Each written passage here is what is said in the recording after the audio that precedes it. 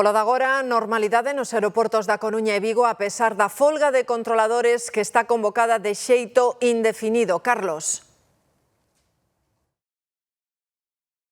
Sí, Marta, de momento está a ser unha xornada de completa calma, tanto neste aeroporto de Peinador como no de Alvedro. Se ven AENA decretara para esta folga de controladores uns servizos mínimos de ata 83%, eles, os profesionais, os controladores, din que na práctica Saerco, a empresa que xestiona esta torre de Peinador e tamén a da Coruña, impuxo uns mínimos do 100%. Iso significa que hai sempre algún controlador no seu posto e por iso hoxe non houbo ningún voo afectado por este paro. De feito, os pasaxeiros, os viaxeiros non están notando absolutamente nada. Nada, ni idea. No. No, vamos ben.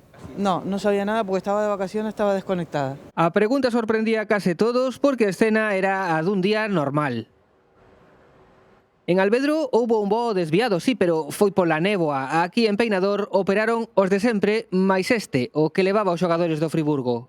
Todo va normalizado. Ayer me enviaron un mensaje como que para la facturación del vuelo de hoy. Me acabo de enterar esta mañana de que había folga, pero bueno, creo que non nos vai a afectar neste voo. Como revisei pola aplicación de Air Europa, en este caso, que a compañía que voo, que estaba todo en hora, que non... Entón fieime e facturei sin problema.